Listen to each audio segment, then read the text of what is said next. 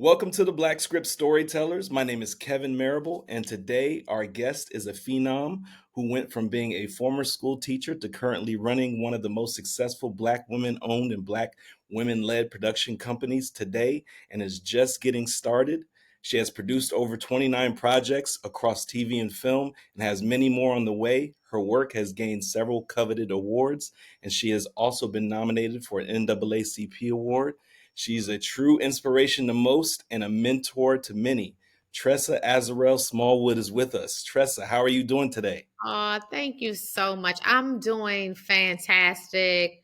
Good. Excited about being here with you. Of course, you and I just chatted about the fact that it's been a long time coming. We've been saying, "Oh, I'm going to do it. I'm going to do it." And we Yes, finally made it happen. we finally made it happen. And like I said, it's been well worth the wait. I'm so glad to have you here. I have a lot of great questions to ask, and we're gonna dive right in. But I like to get started with a question that is more so about getting to know the person Okay. behind the person who's in the business. Okay. And so my first question is a very easy question, but some might find it difficult to answer. Okay. And that question is, who is Tressa Azarel Smallwood? Oh, I love that. Not difficult at all. I'm very clear about who I am, why I'm Good. here. Mhm. Um, I am a wife. I'm a mother. I'm a family member. I'm a friend. I'm a sister. Um, and of course, people see me as a businesswoman, but that part is secondary. I Mm. feel like my purpose in life is to inspire and to motivate those coming up behind me because, of course, too many times when we're out there trying to get into any new industry, right? It doesn't matter what the industry is. It's challenging when we don't know what to do, what to expect, and we don't have anybody to help us, navigate the waters. So Right, that is my true purpose. That is what I do all day, every day. So when somebody says, "Who am I?" I'm all of that. Okay. right. And then some, and then some. Okay. Yes, awesome. I love that. I love that. So, okay, so you are also a former school teacher turned novelist early on in your career, whose novels became a bestseller back in 2011. You Yeah. then leveraged that into a multi-million-dollar publishing company, Life Changing Books, that has gone on to publish hundreds of titles to date. My question is, from there, how did you get into TV and film? Yeah, I think it was just a natural progression, right? Because I never imagined that I would publish books, become Mhm. an author. That was even a world where, I was excited about doing it, but as you know, in any industry, there are naysayers who say you can't do it. They were like, "What is a teacher with a master's degree? How you gonna do this?" And so Mhm. I was able to defy odds, publish those books, publish other authors, and then, of course, with that written content, when you think about studios, production companies, producers, network executives, they're always looking for great content. And of course, when you have a book, that's IP that everybody wants. And so I started getting a lot of attention. Right. Probably around 2012 is when it started happening, Wow. where this whole phenomenon of independent filmmaking and what we call micro budgets of doing it based off of a book. And so when I started getting all of this attention, I said, well, wait a minute. I learned to build this highly successful book publishing company from the ground up by just getting knowledge and figuring this out, with obviously when I say figure it out, it's not just Googling something, it's literally doing the work, Right. attending festivals, workshops, Right. getting mentors, just making sure I did the appropriate work. So I was Mhm. like, well, if I did that and I now have this amazing book catalog, I certainly can figure out how to produce a movie. And Mhm. so I ended up um, working with a few people they knew more than me. That was the important part. They may not have known everything, but they knew more than me. And so probably a team of about 5 people that I was always getting information from. I had an amazing mentor back then. He's still my mentor today, Mm. who said, "Hey, you can do this. Think about distribution first before you produce any movie. Think ahead." And so I started, learning that process before there were ever cameras up. And, we made it happen. And so that became my very first movie was shot in November of 2015. It's called Secrets. It's based off of a book by Tierno Johnson. It was a huge success as a book. Secrets of a Housewife was called Secrets in Okay. the film world. Pretty major, launched my career the right way in the film and television world. And here I am 30 projects later. 30. Okay. 30. Right. Yeah. And So you it's got more, exciting. and you have more coming too, I know. Listen, we are working every day over here, okay? Just grateful to God that He is even giving me this opportunity, putting me in position to make these things happen. So, but I Absolutely. believe that it's truly hard work, patience, no ego. So much in the film and television world, just people filled with ego, which is why most folks are never successful. They get like that little microwave piece of success, and Yes. and then it's like no. So you have to be consistent, have to Mhm. really understand the industry. It's not about just being creative or just having a good project. It is, do you understand the industry? Right. Yeah. A certain part of you has to be a student, whether you think you know it all or you don't. You still have to be a student because in this business and in within life in general, everything is always changing, and Yeah. there's always new things that are coming, and there's new ways of doing things. So you're always a student. So I always try to adapt the mindset of being a student first. Yeah. That's Uh, why you're successful. yes. um, Now, your title is film producer. Well, you have many titles: film producer, producer, executive producer, but you're also a writer. Yeah. So, when, and where did this writing bug start for you?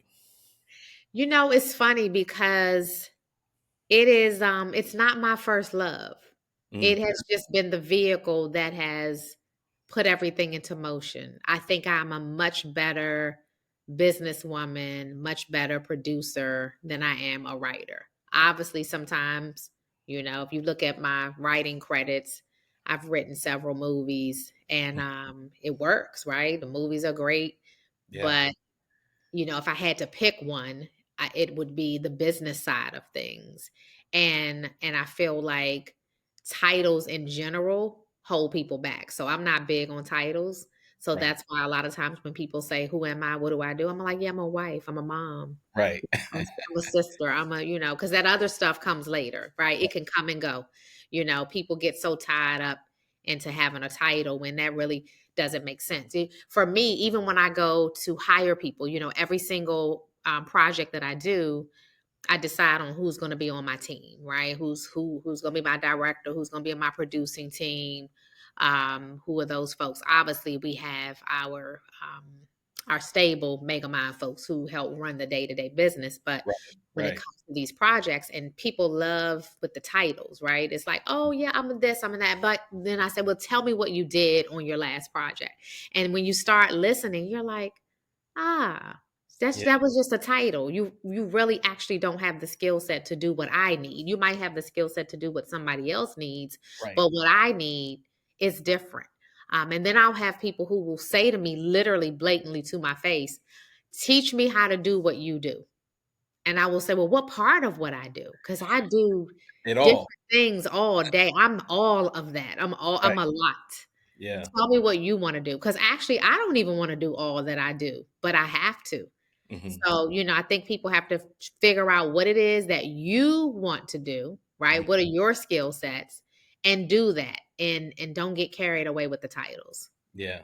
I think people get enamored by seeing the bits and pieces of the life and the lifestyle, and they think that that's all that it is because they just get Oh, and it's not real. Can we talk about that for a minute, yeah, right? There are yeah, so many struggling creatives out there, so many struggling writers, directors, producers. Baby, I'm married, okay? mhm, Next mhm. week I'll be married for 28 years.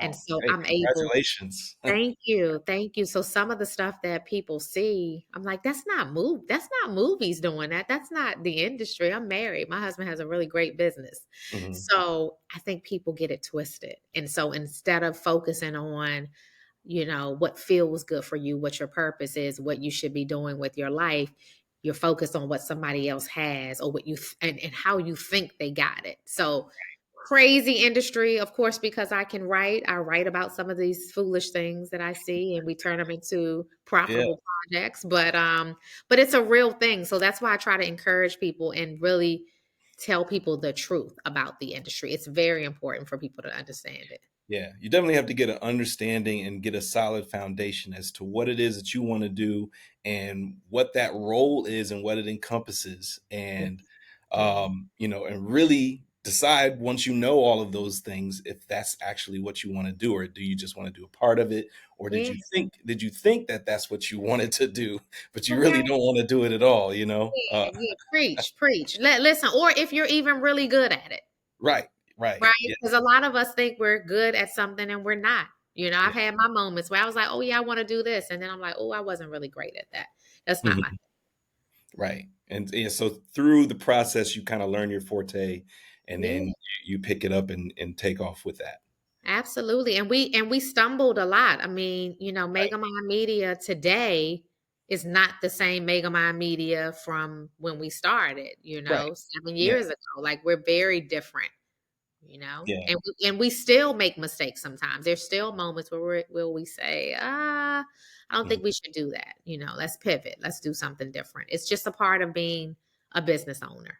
Right. But it helps you in the long run, it helps you get to where you are today, Yeah. Yeah. even though there are, stumbling moments or Okay. mishaps or whatever the case may be. Yeah. Now on paper, you've had your hand in over, I put 29, but I'm gonna say 30. 30. Give me 30 mine. projects. I would like to name a few, and there's quite a few, so I'm gonna name quite a few. All of the BET Her presents, which is The Couch, The Hotline, The Waiting Room, Black Girl Erupted. Then you've had other films such as Sinners Wanted, The Available Wife, Holiday Heartbreak, The Sound of Christmas, No Better Love, The Deadly Getaway, Dollhouse, Strange Love, A Taste of Betrayal, First Lady of BMF, The Tanisha Welch Story, 3 seasons of Wicked City, and the most recent, The Lost Holiday, which I had a pleasure to watch when I was at ABFF. Yeah. Amazing. What'd you think? Because I loved it. oh, I love it. Because Yes. we're going into theaters on September 27th, AMC theaters. Yes, it was exciting. Once I saw that it was premiering at ABFF, I wanted to sit in on it and check it out. Didn't get a pleasure to meet Jussie, but I sat right in front of Vivica. That was cool. I got to listen to their panel right afterwards, and I really enjoyed the film. I went into it not knowing what it was going to be about, and ended up walking away loving the project. So Yeah, and I it's think a such lot of a I think a project. lot of people will love it actually. Yeah, And Jussie did a really great job. Really, really yeah, good job. All of you did, but yeah. um, it is a really good film. Yeah, no, I'm really, really excited about it. And when you do theatrical releases, it means that you really are betting on yourself, right? And so the support has been amazing. We're getting ready to do a few activations, and then we're going to ABFF London I this know. week. I was going to say next week, I but it's wanted to like now go. I this wanted week. to go. I wanted to go, but Yeah. it's not in the cards for me. Right after doing ABFF London is not going to happen this year for me, but maybe next year. Yeah, I'm excited. That's it. Listen, everything happens when it's supposed to. I feel like, when we are in the creative community, we go to as many film festivals as we can. Sometimes it's Right. affordability, sometimes it's scheduling, a lot of different things. For Yeah. me personally, ABFF, they were instrumental in the start of my career. My first deal from BET came from the fact that I was able to screen secrets at ABFF. Oh And wow. I ended up getting a deal right away. So, Jeff and Nicole just been loving them ever since. Mhm. All In, which is a movie that I co-wrote that we won in 2019. We were the what is it called, best feature film, whatever. I can't Yes. remember the award, but that Wow. was so exciting, right? That was just Yeah. motivating for us to see that. And so anything related to ABFF, I'm always super excited. So we about to do London together, y'all. Yeah, that's going to be amazing. I know you guys are going to have a great time. Great Yeah. time. How are you able to make so many successful projects happen in such a short span of time? Because I have an amazing team. Okay. Um, there are about 7 key people on my team that I rely on, and everybody has a specific job that they need to handle, and they do it without needing me. And Hmm. we work so well together. We have 5 projects coming out before the end of the year. Yeah, And I, so I've right seen now, yeah, so right now we are in post on a large majority of them. that. Hmm. We're getting ready to shoot a movie. In the next 3 weeks, but I wouldn't be able to do this without my team. Like the team is the only way that you can do so many and do them with quality, right? Right. Because what happens is a lot of people are out here rushing. I'm not sure if you know, but I have a distribution company where I distribute independent filmmakers to all the platforms, whether it's the Oh, Peacocks of the world, the Tubies, wherever. And okay. the common denominator is that people like to rush. For Mhm. them, it feels good to say, "Oh, I did it and it's ready. Can you look at it?" Right. But most times it's not Not ready. polished, it's Yeah. not the best work, only because they're not rushing and they don't have the right team. They've not vetted the team. So I'm telling y'all right now, as you hear me saying this, vet your team. You Right. have you have to have the right team. And that's the reason for my success. Okay, okay. I was under the impression, and maybe I didn't have all of the information, that I know that you have a Tubi deal, a deal through Tubi, Mhm. but is that a part of your distribution, or is that just that's No, something? those are 2 separate deals. So Okay. I think what you have been seeing, like you probably watched Kiss of Death, which Mhm. is a Tubi original.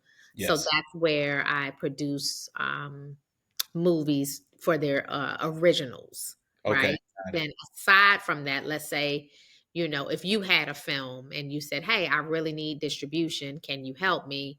I Mhm. can obviously look at your film, and if it passes QC and if it's good, then I can put it through the distribution channels to see who will take it. And obviously, there's everything from YouTube to Peacock to Tubi to Crackle to Freebie. Like it's a lot of different So platforms. so many platforms today. There's so many platforms, right? And so Yeah. that's what filmmakers what they have to navigate now. That's why I do a lot of sessions, you follow me already, but I Mhm. talk about all of this stuff a lot so that people Right. will know because I'm like don't mess yourself up. Don't mess your money up, don't mess your brand up, don't mess up any of it. Like take Right. your time and do it the right way. Yeah, yeah, absolutely. What are some of the things you look for in order to say yes to either a pitch or a project? Ah, that's funny. This is not a cookie cutter answer because it always depends, right? So Right. I would say the first thing is if you're going to pitch me, I'm looking at your personality, right? Mhm. And then I'm going to, hear about the project. I'm trying to figure out what's the marketability of it. Like, it may be a good story to you, but is it a good story to the rest of the world? Who's watching it? Who's your demographic? Where Mhm. am I going to place this? I'm thinking about all those things. So sometimes if you get a no, let's say you have a Christmas movie and it's a really nice Christmas movie. If I say no, maybe it's because I've already pitched all my Christmas movies and gotten, the slots for the year. And maybe it's just a project that I don't need right now. Right. Maybe it's a project that's too similar to something that I already have. Mhm. So no doesn't always mean not good. Right. I think for me in particular, as I'm looking at projects, I'm looking at what I'm looking for in one season may not be what I'm looking for in another season. Mhm. Recently, I was looking for a series, a crime drama series, and I found it now. So I'm no longer looking for that. So Right. I think that the same way the mandates come out from everybody else at Megamind, we have our own set of mandates that we don't typically share, Mhm. right? We don't typically share it. We decide who gets the opportunity to pitch to us, share with us. Very, very close knit with the folks that we want to work with. That's why it's easy for us, right? When we film, it's easy. It's like a family. Whoever the director is, whoever, you mentioned Vivica Fox a little while ago. She Mhm. directed a project for us. Easy, easy, easy, right? Yes. So just working with people that we enjoy working with, whether it's writers, directors, producers. So, even the pitch process is typically very easy. And we're open, right? We will say, before we even take a pitch, if somebody's pitching something that we are not looking for, we might say, hey, we're not really looking for that at this time, but do you have something else? Mhm. But we're always looking for thrillers, and we're always looking for faith-based projects and Christmas. Okay. Those are the three categories that typically we're always looking for. Yeah. Yeah, and it's good that there's more openings for faith-based projects. You're starting Yes. to see that uptick within the last couple of years, with faith-based projects actually starting to hit the forefront, especially with this new movie, The Forge. I'm not sure if you're familiar with. I haven't seen it, but it's getting a lot of rave reviews online. Yeah. And Yeah, no, I'm excited. We have a faith-based project that we're doing in 2025 that I'm super excited about. Okay, okay, cool. Okay, I know you can't speak on it yet, but I'll be keeping my ear to the streets. Yeah, before we get off, I'll talk a little briefly about some of the projects that are coming Okay. out. But yeah, I'm excited. Okay, awesome, awesome. Now, I attended last year's PG Film Festival, and during your panel of pitching along with Tia Smith and Sharice McKenzie, you mentioned the importance of doing your due diligence on who you're pitching to, and does it make sense to that network or production company, etc. Can you speak to that a little bit? Yes, yes, yes. Because I think when people are not doing their homework on the platform, you Hmm. basically go in the room and you're telling the person that you're pitching to that you don't really know what you're talking about, right? Right, So it's like, if I'm going to pitch to Lifetime, I'm going to watch all of the stuff that they put out. I'm going to know it like the back of my hand. So when I get on, I can say, hey, I watched such and such great movie, huge success, right. great job. Are you looking for anything else like that? If Hmm. so, I have some things for you, right? If you go into the room and you're going to pitch somebody at WeTV, you have to look at the programming for WeTV and know, hey, this is primarily what they put out. Now, maybe one day the mandates will switch and maybe they're looking for something different. And you can ask those questions, but you absolutely have to spend the time making sure you know the product of what the network is currently looking for. And especially even if you pitch a production company like Megamind Media, Right, watch our stuff, right, right? Don't have a pitch call with me and then you've never seen a Megamind Media film, right. right? Yeah, you got to know. Yeah, you got to know. People typically, I mean, listen, I must have all the smart people pitching to me because they're like, oh, I looked at the Megamind website. I follow you guys on social media, like the work that you're doing. I saw when you did such and such. I know you're the showrunner for Wicked City. I Mhm. know that you co-wrote Married to a Baller. I know and I'm like, okay, they did their homework. And Right. it changes the energy. Okay, I want to talk to this person. They understand.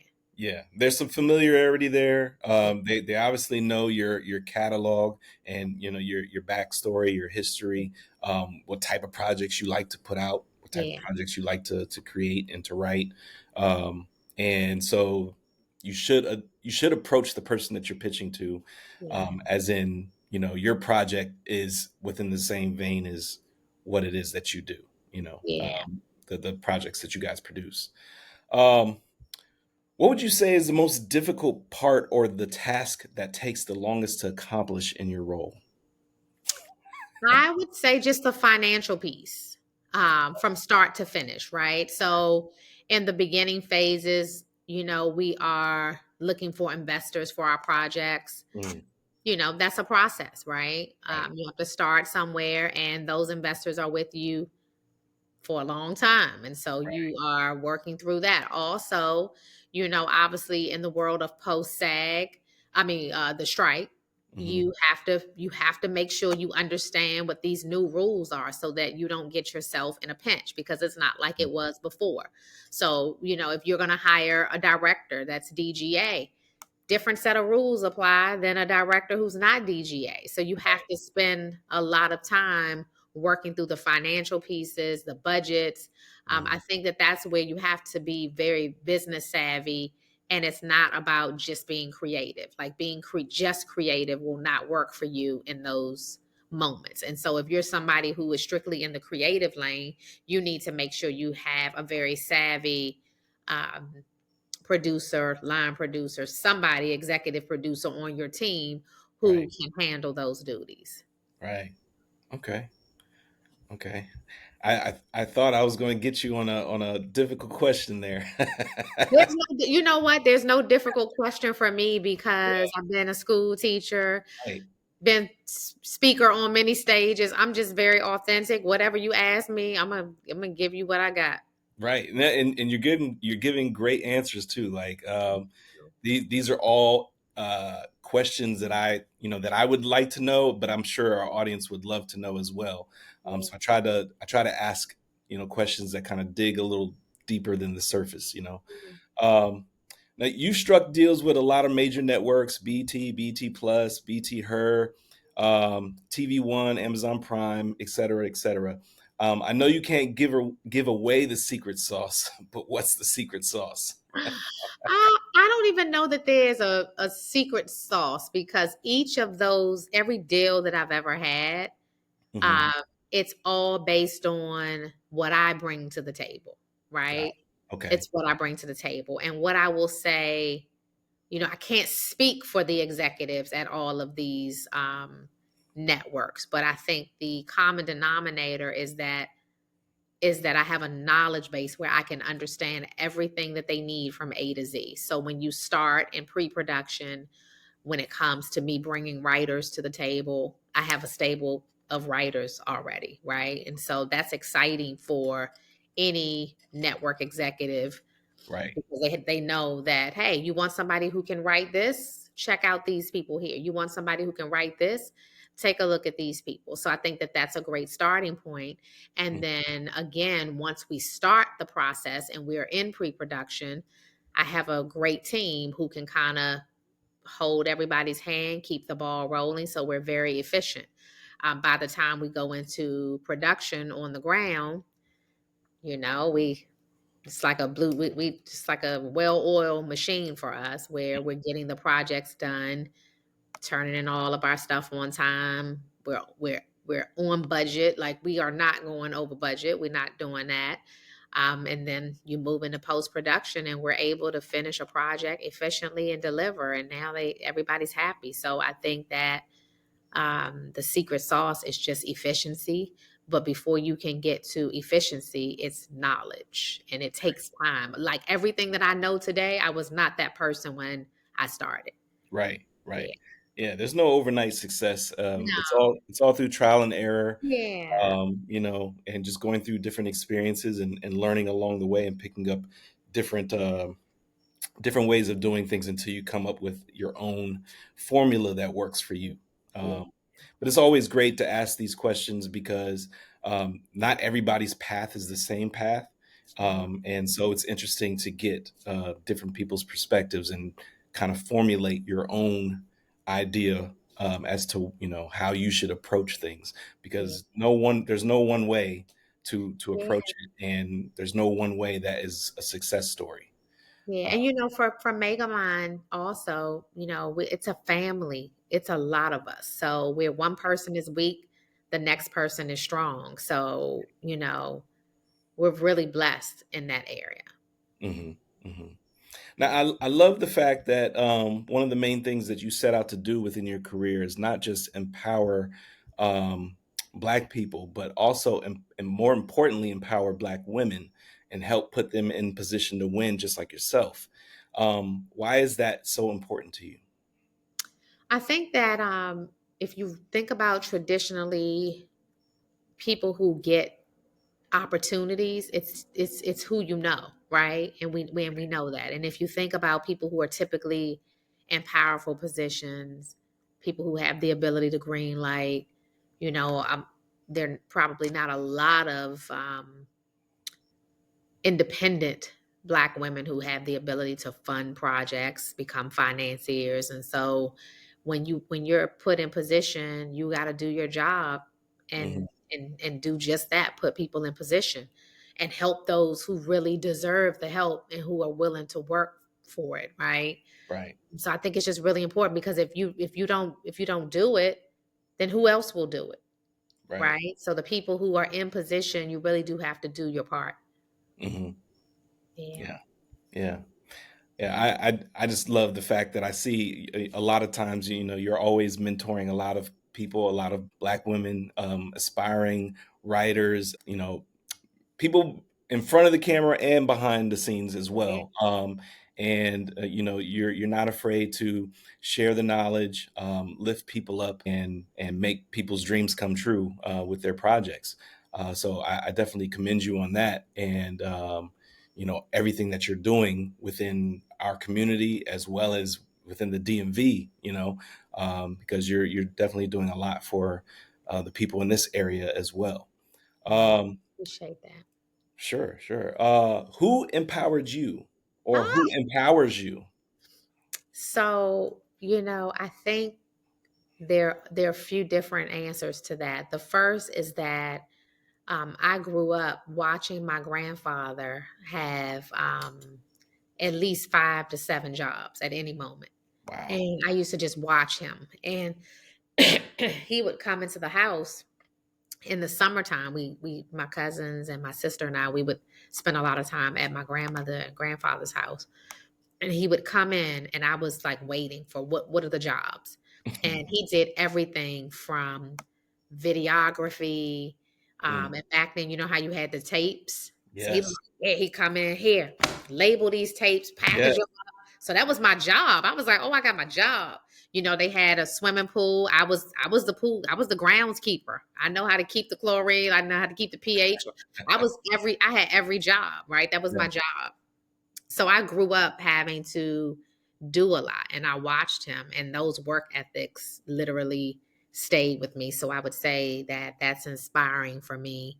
I'm surrounded by a lot of women who pour into me. Hmm. My mentor is a male, but what I love about my mentor is that he teaches me elevation and he always talks about the future, forecasting 5 years down the road. What is the industry going to be like? Right. Where will you be positioned? It's not about today. Too many people think about today in just the Right. moment. Hmm. And the other thing is, I'm blessed because with my mentorship program, I've had my mentees, some of them have been with me for 3 and 4 years. And so I've been with my mentor for 7 years. Right. So many times people think, oh, let me jump in and get the answers from this person and then I'm out. And then you're like, well, what happened? You did one thing, but then you no longer are elevating. So I think I'm just grateful for the people who are around me who continue to pour into me. And I'm grateful that I still have the zeal to learn.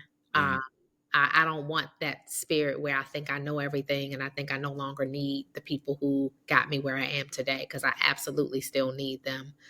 right. And I think that helps me a lot. That's the cup that keeps pouring back into me. Yeah. Oh, that's awesome. That's awesome. What do you love most about being self-made? Ah, I love being able to get on my knees and pray Mm, that while I might say I'm self-made, God made me. He made all of yes. this happen, right? Uh, Amen. Amen. he made all of this happen because the reality is I'm smart enough to know that what has happened to me in just 7 short years, Right. I think I went from being a school teacher to a novelist to owning a book publishing company to co-owning Megamind Media with my family. Mm, And in 7 years to have 30 plus projects under our belt, to have all of these deals, to have distribution deals, that's nothing but God, right? right. So I won't pretend, that's absolutely God did that. Yeah. So for me, I think just being independent, I think I'm excited that I'm able to do it and to execute on the plan and the vision that was given to me. That's what I'm most excited about. Hmm. Yeah. Now, being that you're from Maryland and myself am from Virginia, I would be remiss if I didn't ask you your thoughts on the talent right here in the DMV and how we should be considered a major talent hub, just Yeah. like LA, New York, and Atlanta. Absolutely. I mean, listen, we have so many amazing, talented people right here in the DMV, right? Um, Yes, it absolutely is I'm going to go ahead and claim it. It is a major talent hub. it Um, really is. yeah, yeah, and we're kicking it up a notch because we haven't announced it yet, but I'm gonna give you just a little sneak peek on Oh, here. But we oh, are gonna have a Megamind Media Studio right here in the DMV, and we wow. will be able to produce our movies here. We will be able to continue our educational vision where we have workshops for actors, Mhm. producers, writers. You know, I'm big on the education. We're gonna keep that Right. going, but we'll have our own studio right here. We're gonna have networking parties, all that good Okay. stuff, right? You've been to one of Yeah. my events before. Yes, absolutely. And I'm going to keep coming for sure. Yeah. Yeah, so we're excited. So yes, we are kicking it up a notch, but I absolutely agree with you that the DMV, we are special. We are real special. Okay. Okay. Awesome. And we are very special. There's been so many talented actors, directors, writers, producers that I've spoken to, have interviewed, have had the pleasure to meet. I've gone to actors workshops and whatnot, and just met the community of talent that's in this area that kind of goes unnoticed a lot of times. When we talk about major production studios, they'll fly in, get a glimpse of what Washington D.C. or the DMV is like, and then they leave right back out. But they don't have anybody to credit, here locally on their projects. We need people like yourself and some of the other production companies who are showcasing the talent here, showcasing the lifestyle and what the DMV has to offer in a major way, so that way people do take us seriously. And I think that that's beginning to happen. Um, and and you guys are definitely at the forefront of it, and um it's just amazing to watch it all unfold right in front of our eyes, and to see. And the little bit that I have to be able to bring spotlight to these individuals, just like yourself, I think is truly a blessing, and it's great to be able to be a part of that, so that's Yeah, all. no, no, I love it. And we thank you Yeah, for that because each of us, no matter how great we think we all bring just a little piece, right, right? right. It's everybody bringing their piece to the puzzle and working together. So I'm excited. I'm proud of you. I'm proud of what you've built over such a short period of time. Thank you. Thank you. I see how you love it, and it shows that it's your passion. So Yes, yeah, absolutely. And at the very first time that I met you, I'm not gonna lie, I thought, I wouldn't say I was ready, but I thought that I was ready to start approaching people and telling them, what I was trying to do with the Black script. But I still did not have a clear vision. I had the ideas in my head, yeah, and where I wanted to see it go and where I want to take it. And I still have plenty of ideas that yeah, I'm executing little by little, but um, yeah, it's definitely been a wild ride, and the amount of attention that I've gotten within this year alone has been crazy. And so I just try to give back in the way that I know how, and by leveraging my attention and putting that spotlight onto others, to showcase the talent that we have, not just in the DMV. I'm doing it all across the country, and really actually all across the world. I have people in South Africa that follow me, and I've interviewed a famous actress in South Africa, and I'm trying to make this thing like a worldwide. yeah. It will. Listen, let's just go Yeah. ahead and declare it, honey. Where do you see Megamind Media in the next 5 years? Yeah, so in the next 5 years, we will have roughly 100 films in our catalog. So that's 70 more to go, right? Right. Um, We will absolutely have our studio, which serves the community, both the creative community Hmm. and the educational community. I would love to be able to teach at least 5,000 people how to duplicate my success.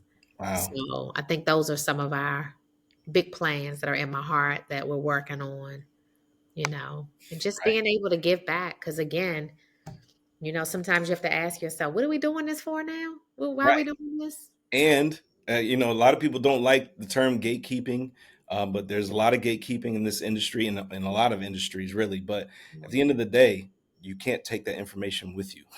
When we You all cannot. go, you cannot take the information with you. You, Why not you share cannot. it? Why not bring forth the next generation that's going to come behind you, Yeah. and create a pathway? If Yeah. anything, that's all that's going to do is cement your role in making it happen. You know what I mean? Yeah. Listen, I'll never stop teaching. Yeah. Obviously, I haven't been in the classroom uh, Hmm. teaching since 2001, but I don't think I got a master's in education for nothing. It's Right. with me forever, and I love teaching. So it's just a different format of teaching, online and so virtual. But hey, I love it. Won't ever stop. Good, good. And you also kind of touched on this one too. I'm just going to ask, what's next for Tressa Azarel Smallwood? Yeah, I mean, other than those business goals that I just shared with you of where I'm taking Megamind, I think for me personally, I want to find more time for travel, more Yeah. time for trips. I need y'all praying for me. Make sure you give them my social media platform because my people drop praying hands on my Yes. platform because I need to be covered, right? But Yes. I just think more travel for pleasure as opposed to always business is something good. Mhm. And just want to just enjoy life because sometimes we can get so caught up in work that we forget to take care of ourselves. So only personal goal for myself right now is that health. Just want to be healthy, happy, enjoy life, not work as much because I do work a lot. Right. You do. But it's good. We all have seasons, and I'm in my season right now where I have a lot of work, which is great. We prayed for times like this, so it's here. I'm gonna work. Hmm. But the future, I'll get some downtime, and y'all tell me where I should go. When y'all, I can't wait to see this interview live so that they can tell me where should I go. I can't wait to see the comments. Where should I go? Okay. Yes. Right. Right. I was going to ask earlier, do you ever take a step back and just look at, what your life has become and Yeah. the many things that you've been able to accomplish? Yeah. Yeah. I didn't used to do it. I think I was somewhere and I started talking about what I'd accomplished, and I was like, "Wait a minute, am I talking about me? Whoa, Right. whoa, whoa!" Because sometimes you're just moving, you're just doing Yeah. it, you're just doing it, and you're like, wait a minute." But again, team effort for me, team effort. If you don't have a big team, it's going to be very challenging to do big things at this level. So Right. shout out to my whole team. So Right. so thankful for them. Yeah. And you also never like really see yourself in the position that you aspire to be in. Sometimes you do, it might be a dream of yours, but to actually be in that position and then just take a step back and be like, wow, I'm actually here. I actually did it. Yeah, Sometimes I think we kind of get in our own way and we never really see ourselves um, taking on that role until yeah, you're actually in it. yeah, yeah. So yeah, that's pretty amazing. All right, so this is the end of the interview. This is the part where I like to give you the floor to give the final word, whether that be a piece of advice, words of encouragement, or a quote that you like to live by. You can say all three, or you can say one of the three. It's up to you. Yeah, I think I'll just I'll close with some words of encouragement. I think I've been giving it advice the whole time. Y'all are probably tired of You. me. But I'll just give you some words of encouragement. I would say to you that whatever it is that you're set out to do in this creative industry, whether it's become a director, become a writer, become a producer, just make sure you study the craft. Mm, Make sure you're being intentional about the role that you want to play. understand it, get into it, intern with somebody, read books, take classes, become intentional, because a lot of times you're operating in the world of a bunch of myths when you Mhm. don't really know, right? Um, i.e., me, when I started, I thought that when I sold my very first script, I was going to get like $200,000. And then I realized, oh, that's not for me. No, I won't be getting that kind of check. Right. But until you get into it and you start asking questions, you don't know. And so it took, it just, I would just say to you, just learn as much as you can, because that is going to be the key to success. The knowledge, your knowledge. When you go in a room and you don't know what you're talking about, everybody else is going to know that you don't know what you're talking about. Right. So I would say that that is the number one thing that I want you all to work on.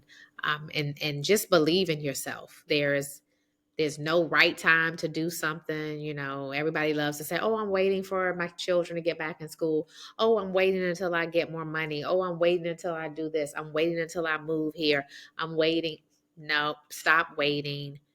Get some knowledge behind you and get up and get it done, because you can Yes. see it happened for me, right? Very easily. I got into this industry in a very non-traditional route. So no excuses. Right. No excuses. Yeah, you got to do the work. You definitely got to do the work. Do your due diligence, and don't be lazy about it. Don't cut Okay. corners. Don't do any of that. Yeah, do the work. But yeah, no, that's good stuff. And I feel like people are gonna be able to take away a lot from this. And Yes. it's real. It's very real, very authentic. Hmm. Not promising you some Bentley, out front. Not promise. No, Right. just do the work, and everything will come after that. Do the work. Don't chase it for the wrong things. Chase Yeah, it because because you that's want to typically be what in happens. this. Yeah, Right. that's typically what happens. Everybody sees the end result. And Hmm. it's like before you see somebody on a red carpet, baby, you don't know what they've been through. Facts. That's Yeah. facts. Yeah. Well, Tressa, thank you so much for your time, your Thank you. energy, your knowledge and wisdom, and your humility. Everything. I truly, again, I truly appreciate you taking time out to speak to me, and not giving up on me or blocking me. And like, man, this guy is persistent.